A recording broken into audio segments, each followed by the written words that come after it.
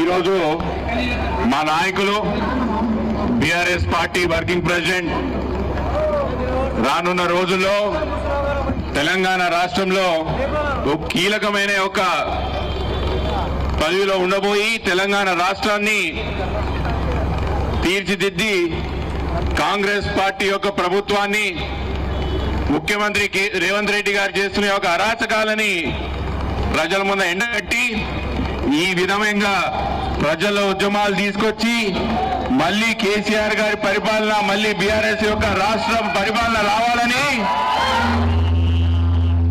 రేవంత్ రెడ్డికి అసలు సిసలైన మొగుడు ఈరోజు మా నాయకులు రామన్న గారికి, పెద్దలు అమ్మ సబితా ఇంద్రారెడ్డి గారికి, అన్న స్వామి గౌడ్ గారికి, ఇక్కడ విచ్చేసిన చాలా మంది శాసనసభ్యులు ఉన్నారు, ప్రశాంత్ అన్న గారికి, శ్రీనివాస్ యాదవ్ గారికి, కాలేరు వెంకటేష్ గారికి, వేదిక మీద ఉన్న చాలా మంది పెద్దలందరికీ కూడా పేరు పేరున నమస్కారాలు.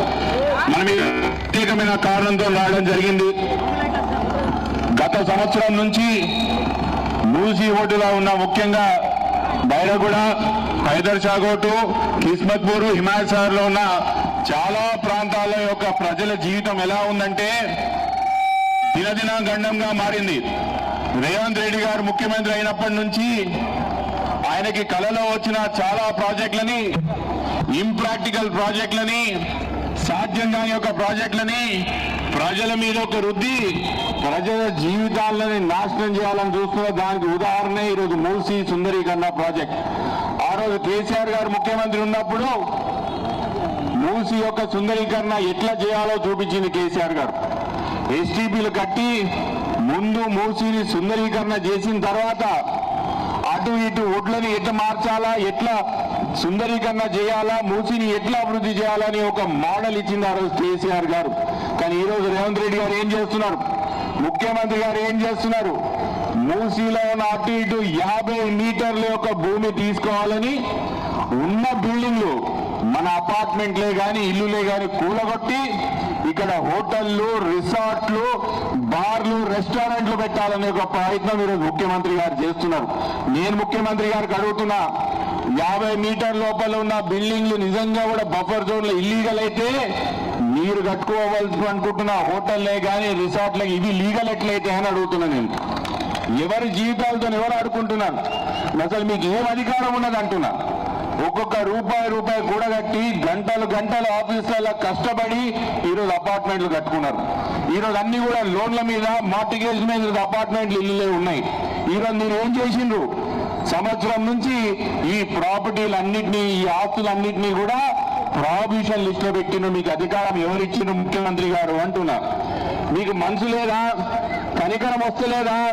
పేదోళ్ళు పాపం, మనకు చాలా ఆస్తులు ఉండొచ్చు, మీకు చాలా అంతస్తులు ఉండొచ్చు, చాలా ఇల్లులు ఉండొచ్చు. పేద మధ్యతరగతి కుటుంబాలకు ఉన్నది ఒకటే ఇల్లు కదా. అవసరానికో, ధైర్యానికో, చూపించడానికో, ఆత్మగౌరవానికో మా వాళ్ళకు ఉన్నది ఒకటే ఇల్లు కదా. ఆ ఇంటిని కూడా మీరు తీసుకొచ్చి ఈరోజు కూడగొడతా అని కనీసం ఆస్తి మీద నాకు హక్కు కూడా లేకుండా చేసిండ్రు కదా. మీకు మనసు వస్తలేదా ముఖ్యమంత్రి గారు అంటున్నా. ఈరోజు చాలా మంది ఏమనుకుంటున్నారు, ఓన్లీ 450 కుటుంబాలే మోతున్నాయేమో మూసీలు అనుకుంటున్నారు. కాదు, ఇట్లా 450 కుటుంబాలు ఈ యొక్క మూసీ అడ్డుపడుతున్న అపార్ట్మెంట్లు చాలా ఉన్నాయి. ఓన్లీ మా రాయన్ నగర్ నియోజకవర్గంలో దాదాపు 10,000 కుటుంబాలని నాశనం చేయాలని చూస్తున్నారు ముఖ్యమంత్రి గారు. దీన్ని మేము ఎట్టి పరిస్థితులు అడ్డుకుంటాం, ఎట్టి పరిస్థితుల ముందు నుండి పోరాడతాం. మా నాయకులు రామన్నయ్య కానీ మిగతా పెద్ద నాయకులే కానీ దీని అసెంబ్లీ వరకు అవసరం ఉంటే న్యాయ పోరాటం చేస్తాం, ప్రజాక్షేత్రంలో కూడా కొట్లాడతాం, మీ అండగా నిల్చుంటామని మీ అందరి తరఫున మాట ఇస్తున్నాం. ఇప్పుడు పెద్దలు అమ్మ సబితా ఇంద్రారెడ్డి గారు, అన్న ఇప్పుడు పెద్దలు రామన్న గారు మాట్లాడాలని నేను కోరుకుంటున్నాను. అందరికీ నమస్కారం.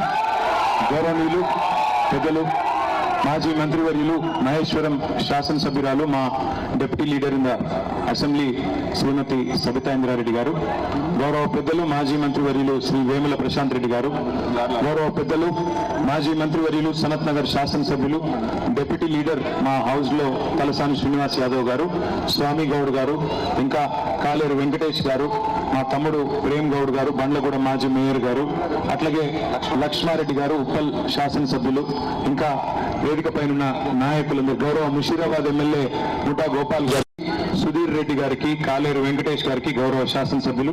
కానీ ఈరోజు ఆదివారం పూట కూడా పెద్ద ఎత్తున